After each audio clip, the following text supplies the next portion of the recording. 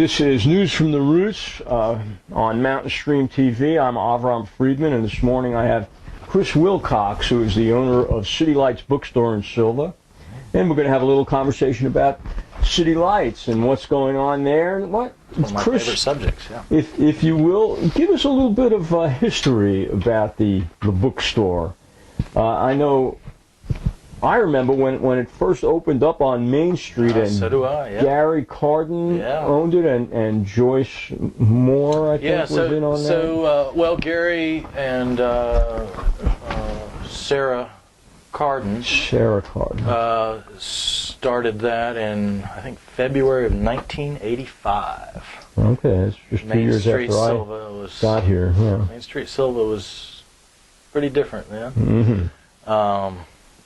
It was, way before Walmart and axis of growth out East Main Street there. Walmart changed the character of Sylva and Jackson County quite a bit when it moved in. Yeah, it did.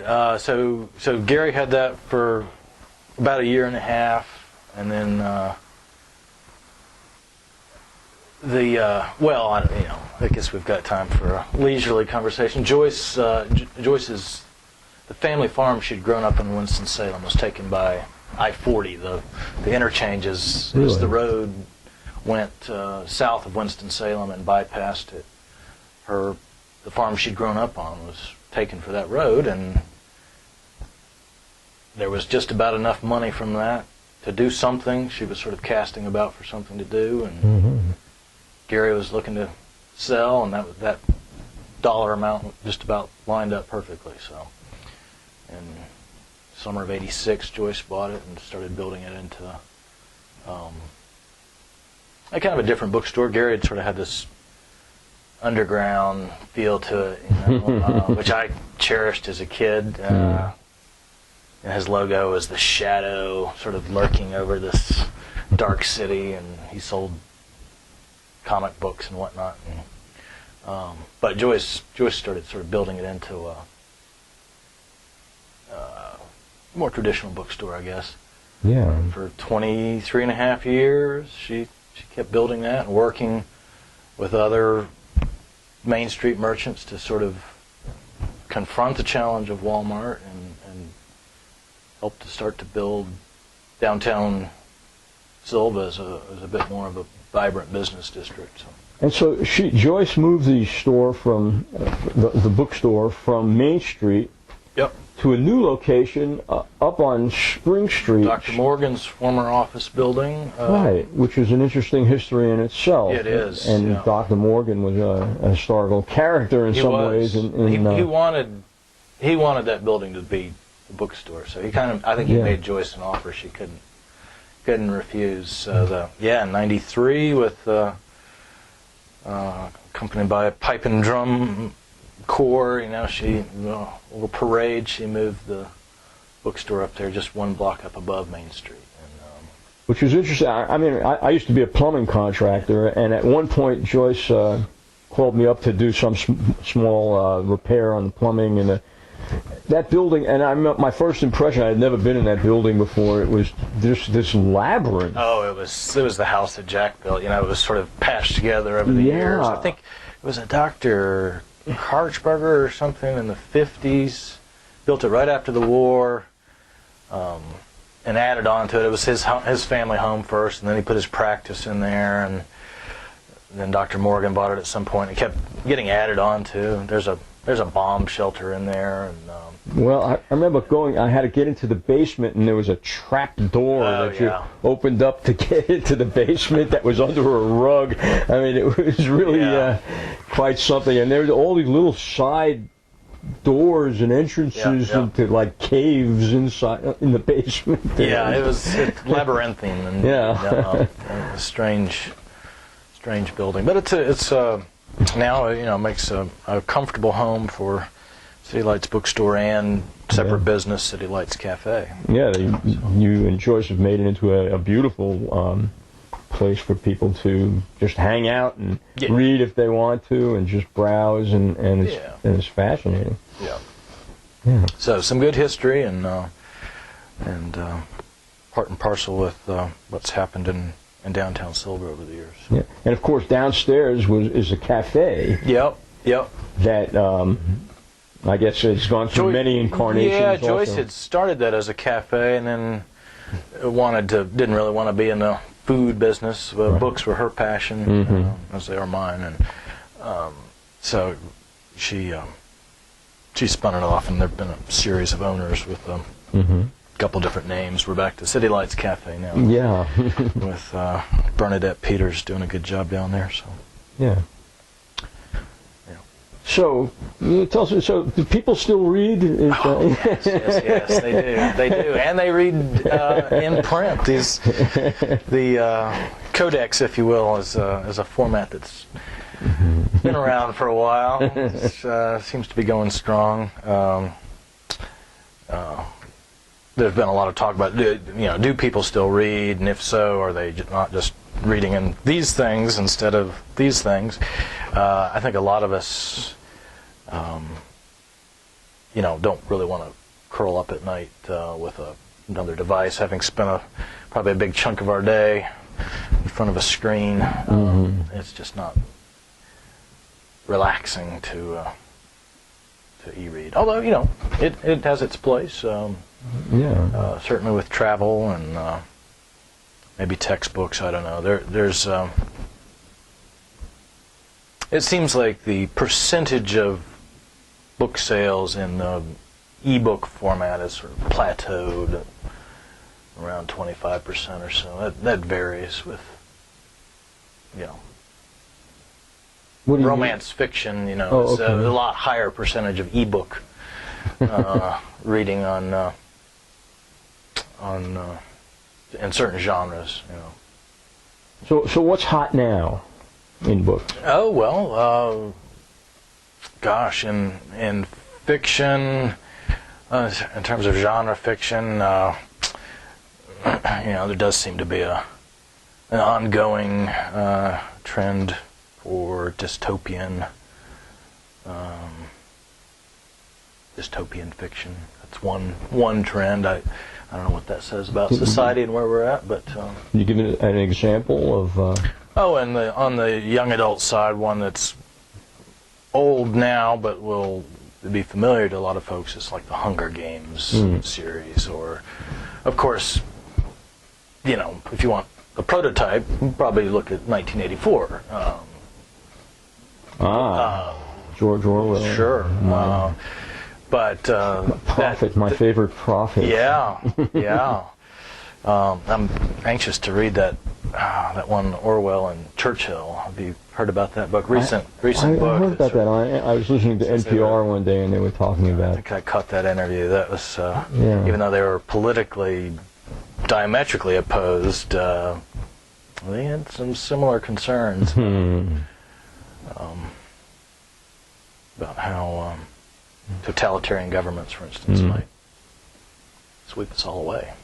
Yeah, I mean, it seems so apparent to me now with the control of the news media today. It seems so Orwellian, and it's not so. We hear the term fake news a lot used on both sides. Tossed around. It's hard to know who's real news anymore. Yeah, this is real news here. But what I find more dystopian about it, Orwellian about it, is what's not included is the omission is more potent and important to me than what is said in many ways. What the things that are chosen to be reported on, the things that are chosen not to be reported on. The editorial filter. Yeah. Which is one of the reasons we started Mountain Stream TV, is because we want to report on all things that aren't being reported on. What's happening with Indivisible, what's happening with, demonstrations that are happening almost on a daily basis around the country that just simply grassroots energy that's you would never know it if you looked at that television all day. City Lights is very active in the community, I know, and you're always offering programs. You often have local writers, sometimes not so local writers. Yeah, we've got come. And so what's on the schedule? What's going on? Well, we've got this mystery author, Lawrence Thaxton's going to be with us. Today's Thursday. Tomorrow evening at 6:30. And this is his third time with us. His first novel was, some years back, was Devil's Courthouse. It was set nearby. That was sort of the local angle that introduced him to us. He's from Low Country, South Carolina, so his two subsequent mysteries aren't quite as rooted in this area. But, so we're talking about for those who may not know, the Devil's Courthouse is on the Blue Ridge Parkway. Yeah, great. There's a turnout, and you go for about a half a mile hike up to this easy hike, very rewarding view. Incredible plateau that sticks out over a canyon, and it's just incredibly beautiful. Great spot. If you haven't been there, you should go. Steep but easy hike. Goes from if you're going there, I guess you go from Sylva toward Asheville, and before you get to just past where 215 crosses the Parkway. Haywood, Transylvania divide. Before the Shining Rock Wilderness area. Between the Middle Prong, I guess, and Shining Rock. So. Anyway, that was so Lawrence Thaxton Friday with a new mystery not set around here. Then on Saturday afternoon, we another sort of author friend that's coming back to the shop, but this time she's not promoting her book. She does have a new book coming out in the fall, but this Kim Michelle Richardson, she's from Kentucky, but she seems to find her muse when she comes down to Bryson City. She does a lot of her writing down here, so we've gotten to know her over the years, and she's going to talk to aspiring writers about sort of the path to publication, how you might take your, that novel manuscript you've got in your drawer and maybe get it out there in print. She's talking about self-publishing? Not so much. She might well address that. I think her first book, a memoir, was perhaps privately published. But her contemporary fiction is kind of where she's writing, and her last two books and this one forthcoming in the fall are from a traditional press, Kensington Press. So, well, that's interesting. I know I'm an author of sorts. Silver Maple Conspiracy, yes. And I tried to get my book published. I mean, as far as I could tell, it was impossible as a new writer to get any traditional publishing company to print your... Yeah, if not impossible... It may not be impossible, but it's next to impossible. Yeah, and maybe particularly... Your book was 2011, 2012? Not that far back. Well, no, it had to be at least 2013. Of course. Yeah. Anyway, that was during a low ebb in traditional publishing. They really weren't acquiring much at all. Is it come back now? It's coming back a bit. I think there's still, speaking of filters between a message and the masses, I think you still, not only do you have this big publishing entity, but you sort of go through an agent. They don't a lot of times don't consider unsolicited manuscripts unless it comes by way of an agent. So right. There are these layers of. And so a lot of people are self-publishing now. That's ultimately what I had to do. Yep. And if you will talk a little bit about that, how is like Amazon, impacted the small bookstores and in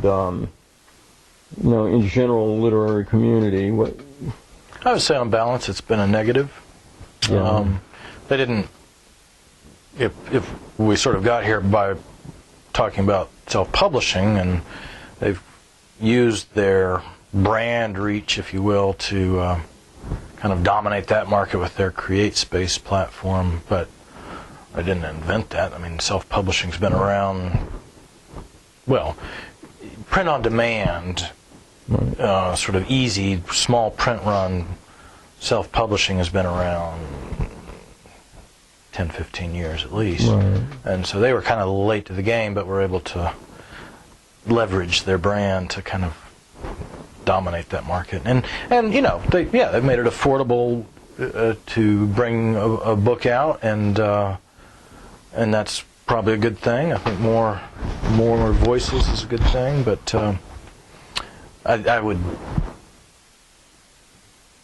would counter that maybe giving them that much market dominance is not a healthy thing. Well, no, I would agree. Yeah. But I have to, from the perspective of the writer, when I first went out exploring options for getting self-published and then self-published, I found that it's a real jungle out there. And if you read reviews of people who have done it, I mean, so many of the companies, and I'm not going to name names, but had negative input from the writers for being unreliable, not doing what they're saying they're going to do. Churning marketing, trying to sell marketing packages that are of questionable value. Right. But, yeah. And then I went to Amazon as a last resort, really, and I found good reviews from the writers that they did exactly what they said they were going to do. You have more control over it than anyone else. And as a result, I chose Create Space to market, to publish it and market it. At the same time, I didn't feel good about it because of it's a double-edged sword. You know, it does, I think, harm local small bookstores, which I find such an essential cultural aspect of the local community. And now not just bookstores. It's, I mean, you want to get Orwellian. I mean, drones dropping rice cookers and, you know, your a week's worth of planned meals and a book maybe on your doorstep. And to the exclusion of downtown shopkeepers, you know. I mean, that's the choice we make as an economy of consumers. Is you know, are we going to have brick and mortar stores on Main Street, or are there going to be empty shops and decreasing local tax bases? And I'm skeptical that scheme of dropping things with drones. It's fruition. I say that as almost as a joke, but I understand what you're saying. I mean, that's where some of their lobbying. The fact that they're contemplating doing that is frightening. but I mean, I see these things colliding with each other and getting shot down with shotguns. Yeah, it could be. And you know, it's a problem when you have so many thousands of things flying around in the air above it. Yeah. And they're even talking about, you know, what's it, the Jetson type drones, people owning their own drones and driving around in the air. It could get wacky. It can get pretty crazy when you have that kind of traffic. You know, you think road rage is bad. What happens when it happens in the air, you know? Yeah. But but it's a big change. It's the drones specifically are maybe funny to think about or scary, depending on your perspective. But the way Amazon here, and I forget the name of the one in China. But anyway, these mega online retailers have changed the economy. Is profound. I mean, it's happening in front of our eyes. I mean, they're hiring for warehouse jobs. You know, you get. Anyway, it's changed for better or worse. It's a major change in our economy, and so we've got robots picking your order today. This isn't a possibility down the road. This is what's happening now. And I think most of us aren't even conscious that this, you know, behind the scenes, how this world is changing so rapidly. It's going to take us a while to catch up to the changes and how it's going to impact our lives and the lives of our children. Yeah, and that's way beyond. I think bookstores were, because Amazon got its start with as an online bookstore before it became the everything store. I think bookstores have sort of been the canary, if you will, of what's happening in retail, the canary in the coal mine. And what do you give up with that? You give up maybe the serendipitous discovery. Maybe the algorithm at Amazon says you like this, other people who bought this like this. Whereas you wander into an actual physical bookstore with shelves and you discover things by serendipity, which is maybe ultimately a more satisfying way to find your next favorite read. Terrible thing to lose, really, is that aspect of serendipity, as you put it, and just by chance colliding into something that you didn't even know existed before, and finding that you enjoy it. So I interrupted you before, I'm sorry, but let's talk about some of the things we will be losing. What else is going on at City Lights Bookstore? Oh, yeah. What other things? I got us up to this weekend, day after tomorrow. We've got more, we've got more things coming up. Let's see. Well, something that's happening today that's kind of fun. We're bringing back this trio exhibit. So it's an art exhibit being installed today. It'll be up for the rest of the month. But it's more than an art exhibit. This neat woman, Sherry Smith, now of Boone, came up with this idea a few years ago where she would take a book, and they're recent books by Southern authors. They happen to be. And she hands them to a visual artist and a songwriter. And she says, read this and respond. Do something creative in response to this book. With long art form. So we'll have the artwork up and some artist statements, and then you can snap a QR code if you want to go on YouTube, I guess, and hear the songwriter's response. So it's this melding of different art forms, all working in response to writing. We'll have a concert. I'm sorry, I don't know the exact lineup of songwriters that'll be with us next Wednesday, August 9th. A couple of the songwriters, I think there may be 12 or 15 books of these trios, 12 or 15 of these trios represented in the show. With a few of those songwriters will be performing live at the bookstore next Wednesday.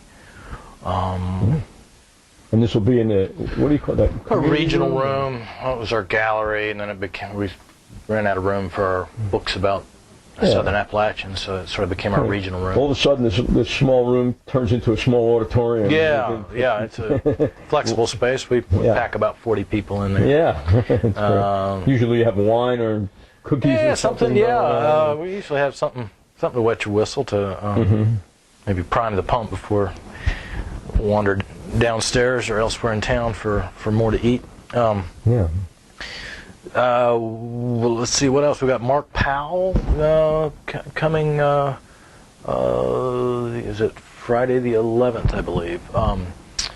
And he's a very talented writer, sort of working in this literary genre of, I'll say, Southern Gothic. You could think of him sort of in the same vein as a Ron Rash and the tradition of Flannery O'Connor, perhaps.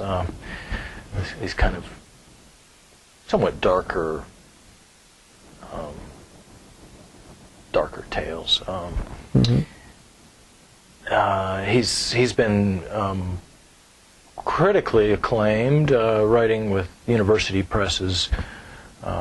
I think 5 or 6 novels, and now he's one of these big New York houses. Simon & Schuster has picked up his new novel, so he'll be presenting that next Friday, I believe it is.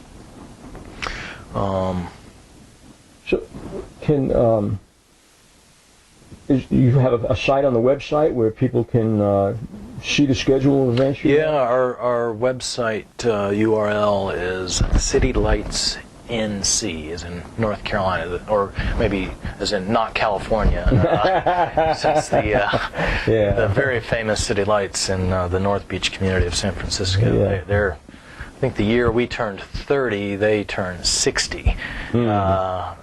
they've been... Is that all? Really? That's all, yeah. I'm surprised that Lawrence Ferlinghetti who's still alive and makes it in there. That's quite amazing. Like one day a week or something, and he's late 90s now, I think. At least mid-90s. Gosh, I would have thought that was around a lot longer than 30 years. Yeah, well, I guess he was a fairly young man in the 50s when he not only... Well, he published Allen Ginsberg's Howl, and then promptly had to go to court to defend it. It was a landmark First Amendment case. Yeah. Go booksellers. Yeah.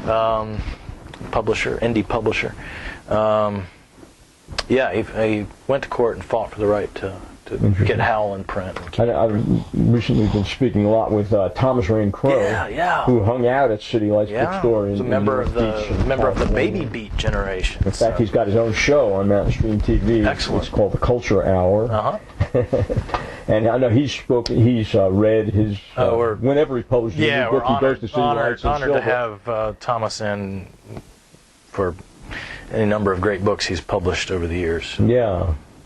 He's a good neighbor and a good. So many talented writers around us here.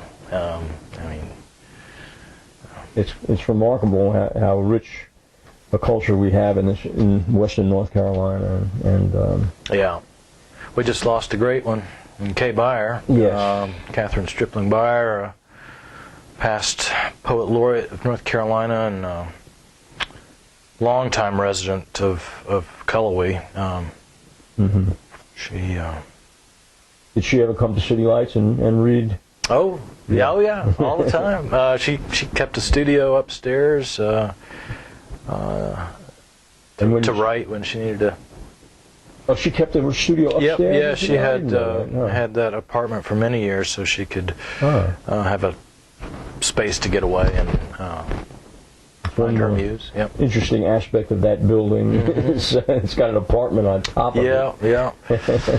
Solar heated, but maybe a little too much passive solar in the summertime with the bank of skylights up there. It's kind of a solar oven this time of year. Several years ago, was it Tom Robbins who came to speak, and he spoke from the deck from that apartment out. They closed off the street on Jackson County, Jackson Street, or Spring Street, rather. Yeah, we had several hundred people from all over came to hear him read from Villa Incognito, as I recall. Yeah, I think that was right. Yeah, or Still Life of a Woodpecker. Yeah, it was many years after Still Life. Oh, was it?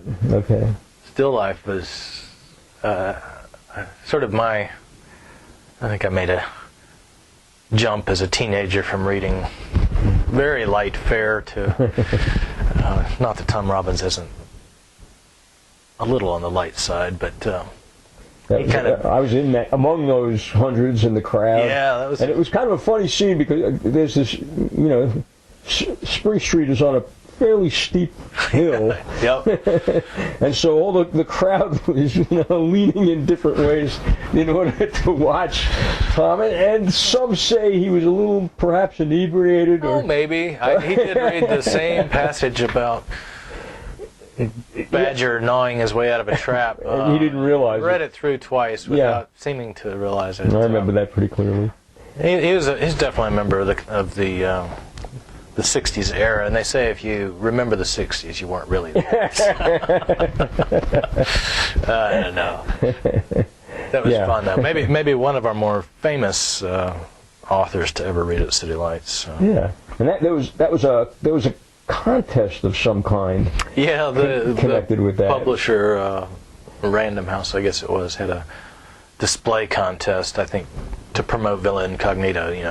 When it came out in hardcover, you did a little display, and I don't know if it was, if not many people entered, or if we just had a great display. Anyway, so the City Lights Bookstore won this contest. Yeah, the prize was, about a year later when the book came out in paperback, they would send the somewhat reclusive Tom Robbins to your store for an event. So that was a ton of fun.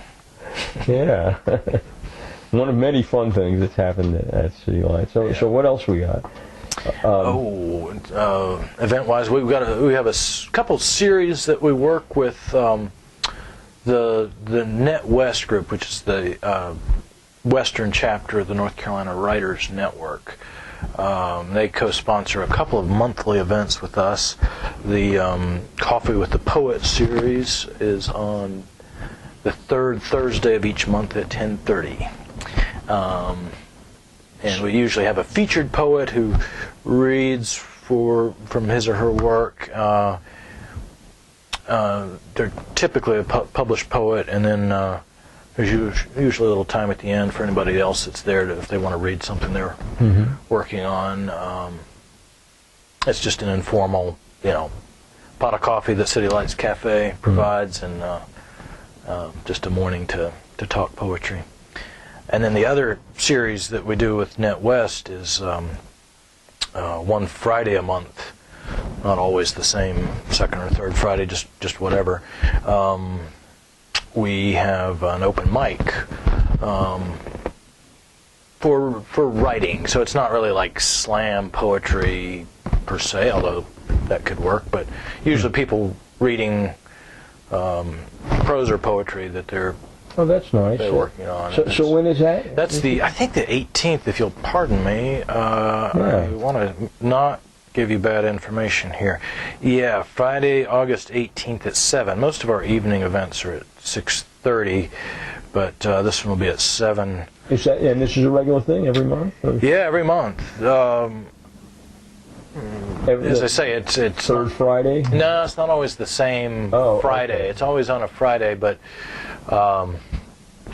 wonderful local poet and English professor Catherine Carter is our contact with Net West on that, and as a professor, her schedule varies enough that we kind of got to keep that one a little flexible. But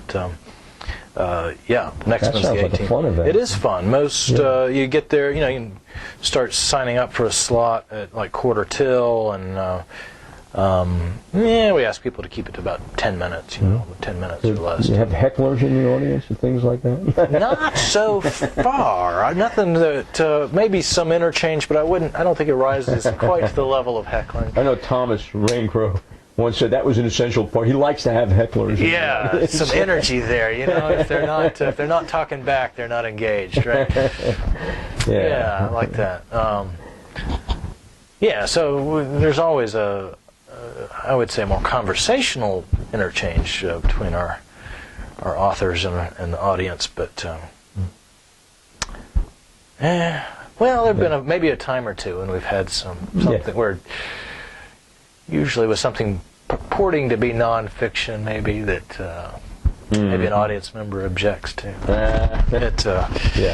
Anyway, I've gone occasionally when Thomas was reading and been his heckler. Good, he's counting on you. Yes, but and I know that there's also City Lights Bookstore has always been very interactive with the community in general, and you make that room available to meetings and such. When I was the chair of the local Western North Carolina Alliance branch years ago. What's the new name of that group? It's Mountain True now. Mountain True. Yeah. We used to hold regular meetings in City Lights, and some fairly significant events have taken place there. In fact, back in the year 2000, maybe 1999 actually, we were holding regular public forums on various issues related to the environment, and we invited scientist Jim Renfro to come from the Great Smoky Mountains National Park, where they had just begun to derive data from the air quality monitoring stations that were placed in the Great Smoky Mountains. And at our presentation, he first revealed some of the information from that data, and it was horrifying. Yeah. And it was actually as a result of that presentation that he made, the Canary Coalition came into existence. Prior to that, there'd been, I guess maybe the focus had been a little bit on acid rain, and that was an awakening for a lot of people, maybe that... Oh, it was. I mean, a lot of people had come into, had moved to Western North Carolina, and the people living here also were under the impression that we were living fresh in an mountain area, air, clean, pristine mountain air. Yeah. And guess what, folks? We're downwind. Yeah. What he was telling us is that there are certain times of year when we have the worst air quality in the country. Yeah. Here, as a combination of the topography and the fact that we're surrounded by all of these antiquated coal-burning power plants in Tennessee and Alabama and Arkansas and here in North Carolina itself with Duke Energy's facilities and at that time Progress Energies. So it was a shock to us, and it spurred a lot of environmental action statewide. Data. Show me the data, right? Yeah. Nitrogen oxide concentrations and sulfur dioxide, that people come and they visit the Great Smoky Mountains. Oh, look at the Smokies, this fog. Oh, that's why they call it. No, that's not why they call it the Smokies. That silvery gray haze is sulfur dioxide, and it's particulate matter that's ruining your lungs, you know. It's called the Smokies because of the low-lying clouds in the valleys. That's just moisture. This is not the haze, moisture, right? And he informed us that the visibility in the last 50 years had diminished from over 100 miles on a typical summer day to less than 12 miles. Yeah. Because of that emissions, and we just sat there in shock. Got to take action. Well, good on you for picking up the torch and acting.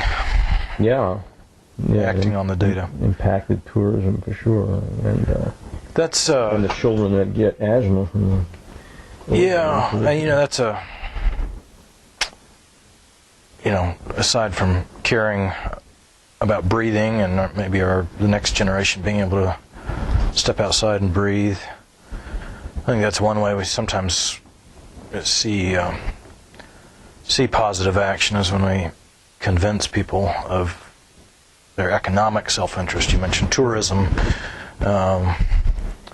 perhaps an extractive industry in its own right, kind of like coal and timber, but at least you can say, hey, people aren't coming here to look at a denuded mountaintop or to choke on the emissions of coal-fired power plants, but they're coming for the beautiful views. Let's protect them. And I think people were also impacted when they learned that their health and their children's health was it wasn't just the environment, whatever that means to people. Some people don't connect themselves to the environment as well as they should, I think. But when they learn that their personal health or the health of members of their family are involved, that it becomes more of a concern. Yeah. Whatever it takes to make it real for people. Yeah, for sure. For sure. Mm-hmm. So, is there anything else we can say about City Lights Bookstore? It's a great resource. Well, thank you. We're part of a neat community, a community of readers apparently, because we're right in downtown. We're one of 3 bookstores, and plus we've got a showplace library. So and that's so some of the media attention that's been directed at Sylva recently has the Washington Post, the Raleigh News and Observer, and other sort of tourist-oriented write-ups have singled out the concentration of breweries and bookstores in Sylva. So we're glad to be part of that. Breweries, bookstores, and restaurants. Yeah, some great eateries too. But small town, we are rich in culture and activity of interest to everybody, really. Yeah, so we've got the Friends of the Library bookstore on Main Street, and Harry Alter, used, rare, and scholarly books.